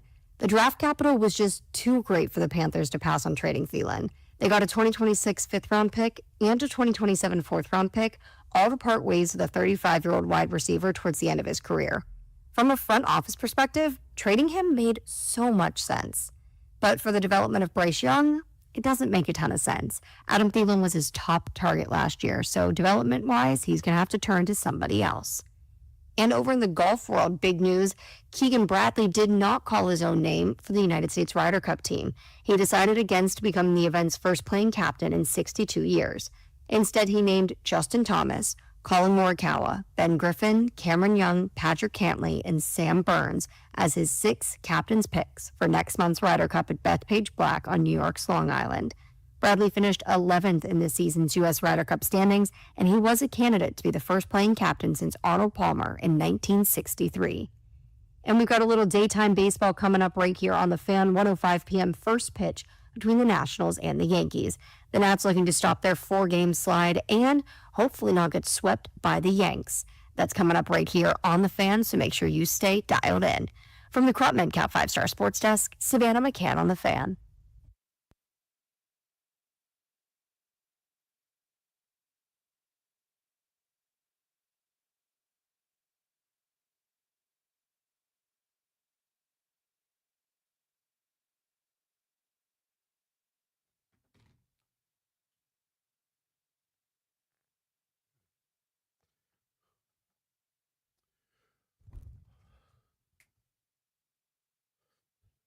Football Talk on 106.7 The Fan is presented by Paramount Plus. You can't count on much these days, but you can always count on Sundays with the NFL and CBS and on Paramount Plus. Watch your local NFL games live every Sunday on CBS and Paramount Plus all season long. Visit ParamountPlus.com/NFL to get started today. All right, B. So I don't know if this is football talk. We talk about football 93% of the time. We both love the Caps. When the Caps are, getting hot late in the year, we'd like to get our Caps guests on. If the Nats could win some games, we would love to talk more Nats. But we talk football plenty. I don't think that's a big surprise around here. Something happened yesterday, though. Football player, so football talk. All right, so this is my question then. You know me well enough. I like to play a dumb guy, but I like to study and really try to learn and read. And I've, over the course of my life, I have really tried to study and learn journalism and the media and like what we're doing, what it's all about. And I don't have the answers, but I find things interesting along the way. Yesterday, Travis Kelce gets engaged to Taylor Swift. Yeah. That's terrific. I hope they're happy. Mm-hmm. Every NFL reporter, from sea to shining sea, treated this like breaking news. And to me, I looked at that, and it was just the ultimate cheap attempt at engagement farming. And no pun intended with engagement on engagement. But, like, It's what happens today, Jay. I mean, the whole thing about it is it's something where you can't get upset because it plays all the time. You know what I mean? And one entity is not going to let somebody else talk about it, and they don't talk about it. They got to jump on the bandwagon. People used to get engaged and like, oh, cool, or whatever. Now, oh, you can't believe this. Nobody really cares. They got engaged. Cool, that's their business. Who cares? I don't care. It was treated like breaking news and like from the heavy hitters like Schefter. And, but you know what I mean? It's celebrities, and guess what celebrities news does for Schefter and the guy who's just trying to get started? It makes people go to their sites and their things and they click on them. It happens on a daily basis. Hell, you and I can say something right now. I guarantee it'll be posted by somebody, and it's going to be a little hype added to the headline to make sure people go to it. That's what people do. I'm trying to think. I'm trying to be fair here. Like, when Mikey Samerstill posts pictures from his wedding or Terry posts pictures from his wedding, I guess locally we all kind of post that, right? Yeah, like, yeah. yo, congrats to the happy couple. That's what it is. The team often posts it. You know what it was back in the day? People got married, or either you had the beauty of the week in the middle of the Jet magazine, that little bitty magazine. Same thing. That's all social media today. Back then it was like one picture in the middle. Now you can post everything every day. And guess what? Everybody, no matter who they are, at this point feel like I could be the big guy. I post that stuff. News out of Baltimore. This is actual football talk, Brian. Okay. Ravens general manager Eric DeCosta announces that the Ravens have agreed to a 4-year contract extension with Kyle Hamilton. Okay. The deal is expected to make Kyle Hamilton the highest paid safety in the NFL. Worth it. What time is that? About 12:01. Okay. So I'm guessing there's a presser in I'm asking Baltimore. that for a reason. I know. I'm guessing there's a presser in Baltimore that the GM announced the extension. Okay.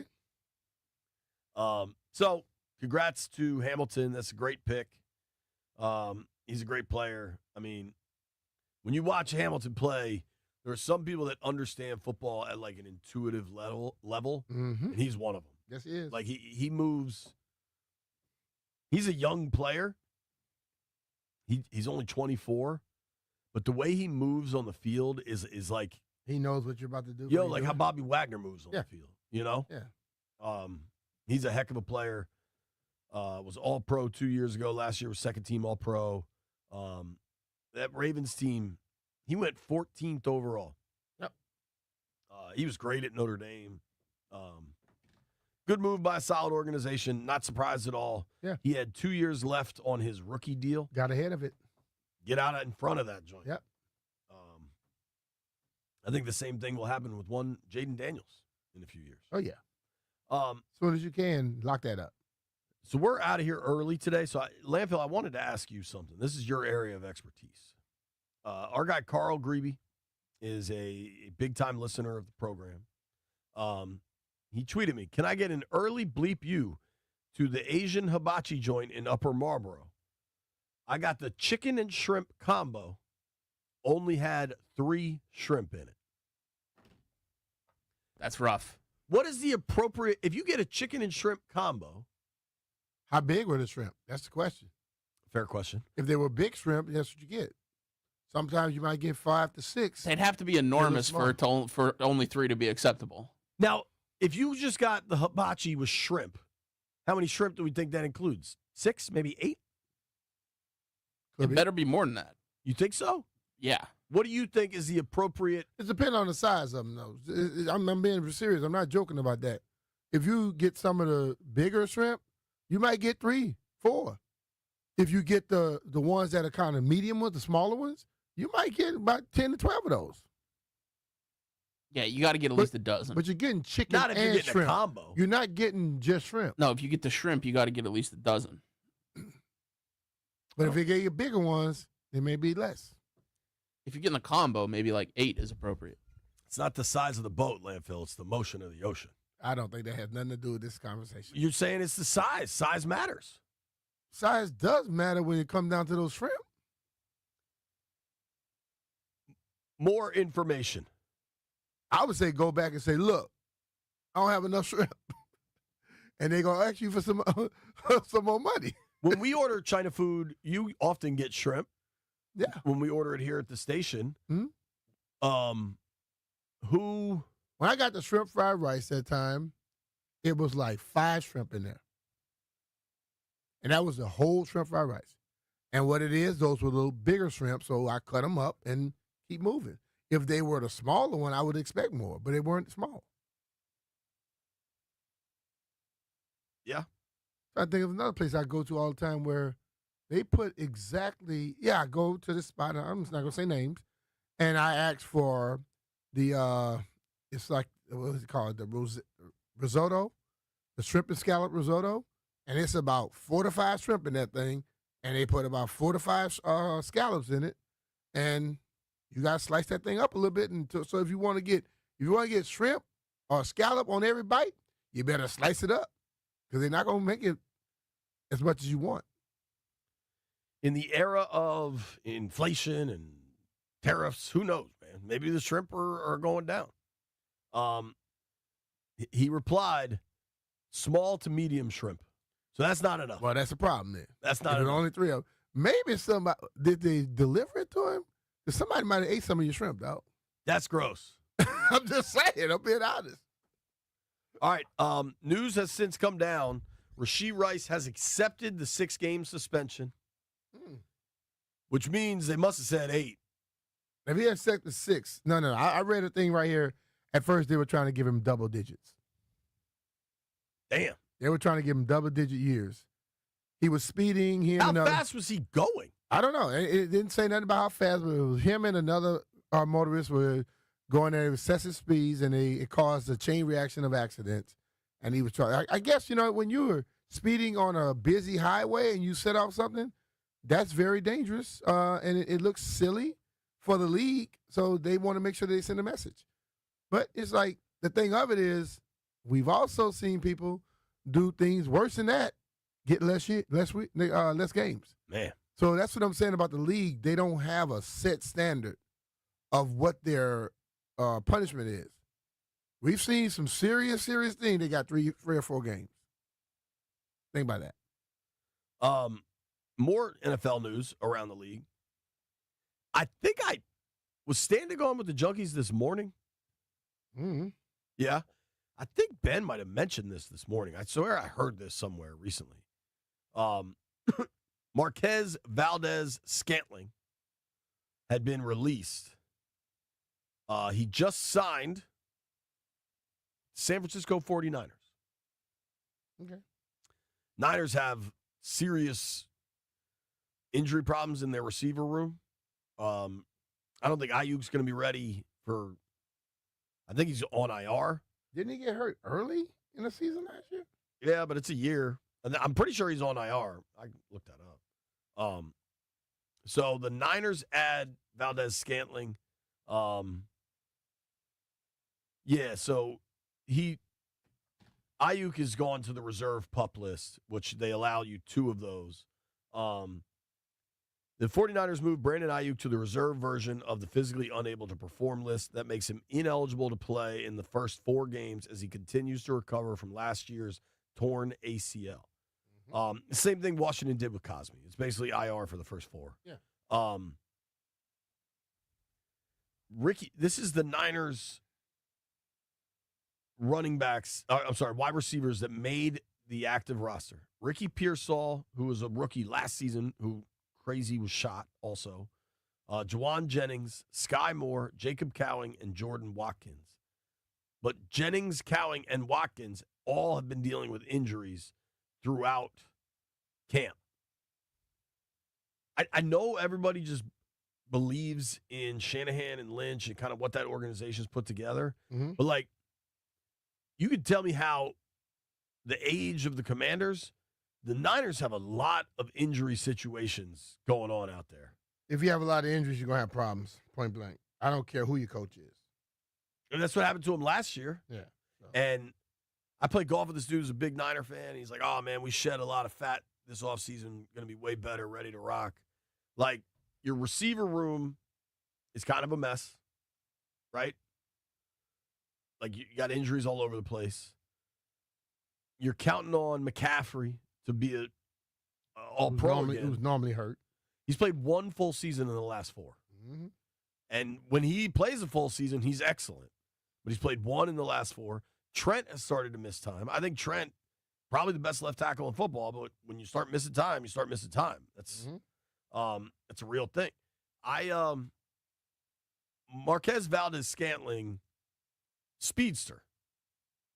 Undeniably a speedster. He has made some big plays over the course of his, 6-7 year NFL career. He won a pair of Super Bowls with the Chiefs. I mean, he's a guy that has, in the 2 years the Chiefs won the Super Bowl in, 6 playoff games, 7 playoff games maybe. He had 3 playoff touchdowns. Like, he's made some big plays, but he doesn't have the best hands. That's just the reality. Yeah. That's how you – I mean, the Bills – You also had Pat throwing the ball. Right. Now, he's been in good spots, right? Yeah. Green Bay, Chiefs, Bills. What do you think of the Niners going into this season? Injuries going to tell their story. And that's the deal. If they're healthy, I think they have enough. They have enough veterans and enough playmakers to do some things. But their playmakers are the ones that's been injured. You know what I mean? It's not like they're losing like people that don't really matter. They're losing people that matter. They're depending on McCaffrey. They're depending on Trent. They're depending on the linebacker. Okay? Ayuk is a guy you depend upon. If they have those type of guys hurt, they're going to be average at best. Do you think Purdy is good enough to carry a team? No. When you got what he had around him and a defense that did the things that they did, yes, he could get it to happen. But no, he's not at that level right now. But it's not just saying nothing about him. There's a lot of quarterbacks who they can't just carry teams. They're great when they got everybody around them. When they don't have everybody around them, you start to see the limitations. When you look at that NFC West, next week, or maybe we do it this week, we got to make predictions and stuff for all the divisions. When you look at that NFC West, Cardinals, Niners, Rams, Seahawks, who do you look at as your favorite to win it? Healthy back, Rams. Healthy back for Stafford? Yep.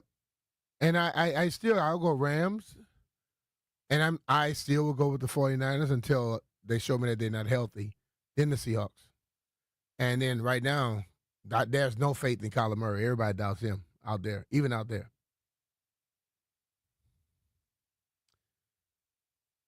The Seahawks were good last year, man.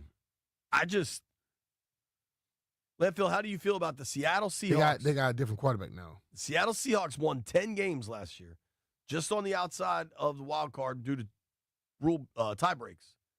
And lost Geno, brought in Sam Darnold. Landfill's favorite guy in the world. How you feel about the Seahawks this year, Landini? That's a yikes for me, bro. I mean, the division's not really good. If Stafford's back is hurt, and it's definitely hurt, that division, they could contend for it. They're not going to win it. What do we think about Stafford's back? It's hurt. Apparently old they man. cloned him. At this point now, something up with his back.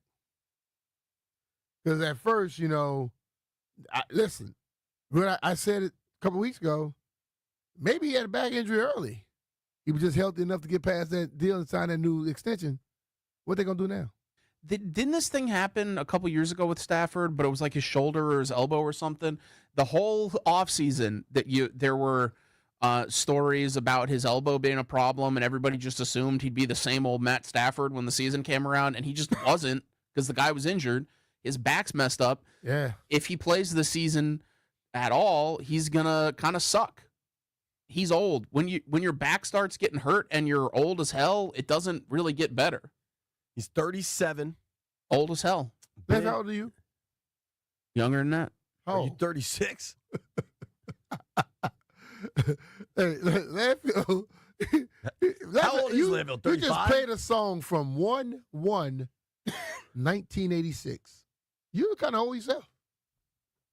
You played Brass Monkey. January 1st, 1986, it was released.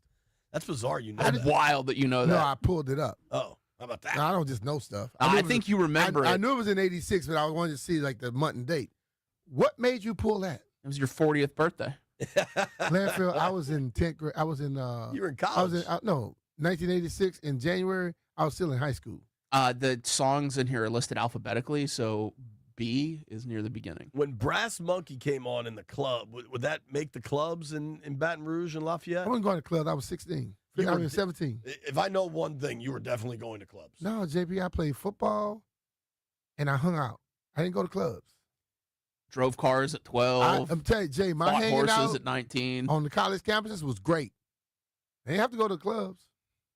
Okay. When Built And I had that bridges at chick on 17. mustache too, dog. I look older than what I was, bro. Please. I was the new sophomore on campus. When Brass Monkey came on,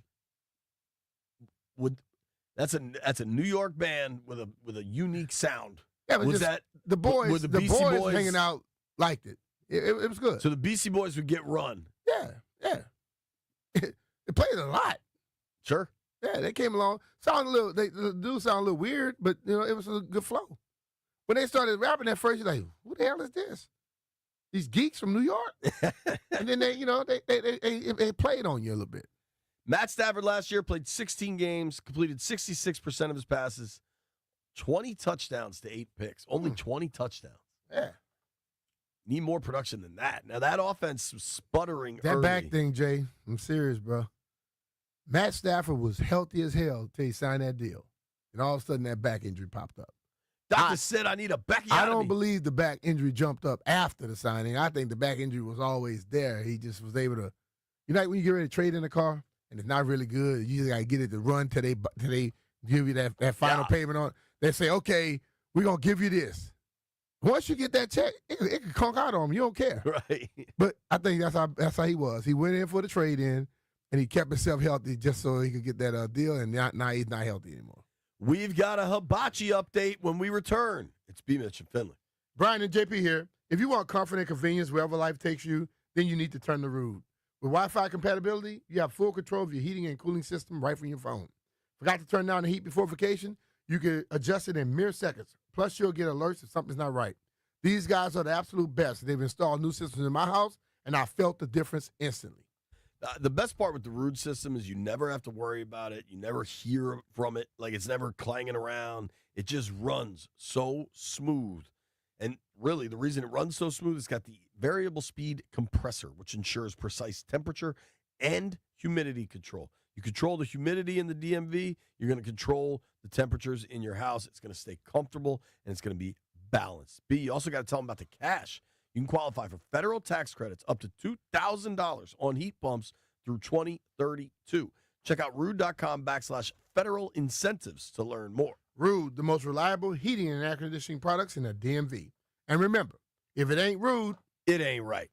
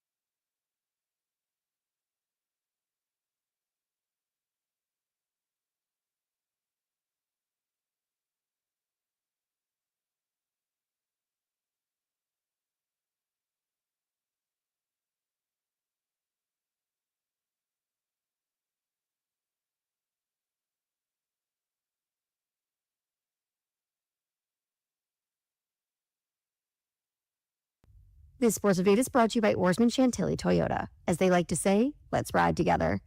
The Vikings are reuniting with Adam Thielen. They just worked out a deal with the Carolina Panthers to acquire the veteran wide receiver back to Minnesota.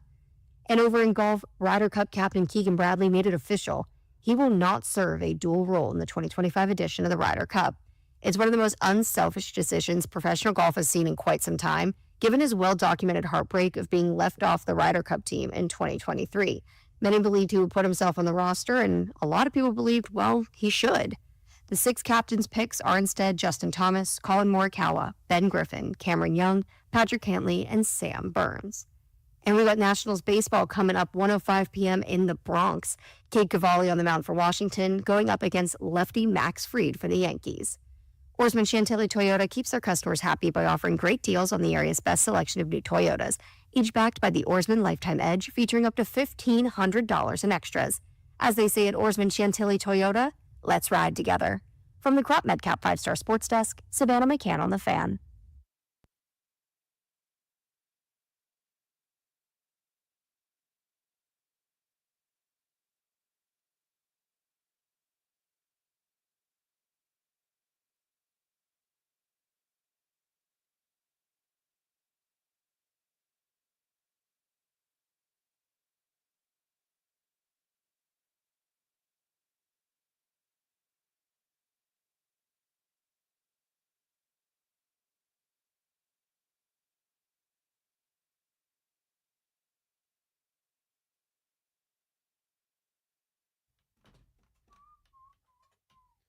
A boy meeting girl, opposites attract.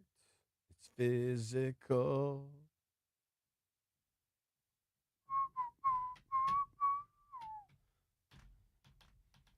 Receiver news in the NFL. We talked about this person significantly yesterday. The Giants have signed Lil Jordan Humphrey to their practice squad. Lil Jordan. Apparently his brother gave him the name, and I pray that his brother's name is Jordan. And he asked his parents to name his little brother Lil Jordan. Lil Jordan. I don't know though, Landfill. No, if we got to get the if the parents let that go, then the parents need to be tested. What might be more relevant, however, the Pats are releasing wide receiver Kendrick Bourne. Now, Bourne hasn't been a wildly productive player, but he's been a marginally productive player. Last season, he had 28 catches for 305 yards in 12 games. Over the last 4 years in New England, it's been okay. He was pretty good in 21, 800 yards, 5 touchdowns that season. One thing I think Bourne is interesting about, he was with the Niners and scouted and signed by Adam Peters when he came out as an undrafted free agent from Eastern Washington. Mm-hmm. Just turned 30 a couple weeks ago, 6'1", 205. Washington did not. They only kept 5 receivers on their roster. At some point, you'd think adding a 6th, maybe it's practice squad, whatever, could make some sense. Just something to file that under your hat. Keep an eye on Kendrick Bourne. I think he will get signed somewhere. Do you agree, Brian? Yeah, he will. But I don't think we need to go sign a. If we had problems signing a top-notch 30-year-old, we don't need to go sign no other 30-year-old. I'm just saying. Weirdly, like the Terry stuff was age-driven, but almost every other free agent they added was older. That's what I'm saying. So Fant, Miller. I don't want to see all that. All right. Now, we spoke earlier about what constitutes the right amount of shrimp in a chicken and shrimp hibachi combo. I've gotten more information, Brian. All right. The hibachi combo, chicken and shrimp, came with 3 shrimps. All right. And they were not the big ones. They were the small to medium ones. Yeah, I heard that. And Landville, this might be the most egregious part. What do you think the hibachi chicken and shrimp combo cost in Upper Marlboro? $14.99. I'm gonna go $16.99. $18 out the door. Ouch. All right. How much chicken did you get? That's what I want to know. That's a fair question. They might get more chicken because they didn't have that lot of shrimp today. I don't know, man. If I'm getting chicken and shrimp, I need some shrimp for $18. You got some shrimp. No, you got a few shrimp. You get some, you got a few. Yeah, that's the chicken and a few shrimp combo, I would say. Nats baseball coming your way. It's cool. It's always cool when they play the Yankees. Have you seen any of this MLB realignment? It's all hypothetical at this point. Nah. But basically, the baseball commissioner, Rob Manfred, has said he wants to add 2 more teams. I think MLB has 30 teams. He wants to get them to 32. Okay. And then do 8 divisions of 4 teams and kind of get rid of the AL and the NL. And at least one proposal I saw online, which very much is not necessarily how it's going to shake out, would be Red Sox, Yankees, Orioles, Nats. Wow. That's tough sledding, dude. Yeah. That's I tough mean, sledding. you got to start spending money. I'll sell a team. For the Curly W, that is tough sledding. Thank you to everybody that listened to the show today. Thank you to our friend Neil Greenberg for joining us. Good luck to everybody eating hibachi out there. May you get the shrimps you so desire. Yeah. If you made it this far, Jeff owes you a half hour. Nats baseball's next.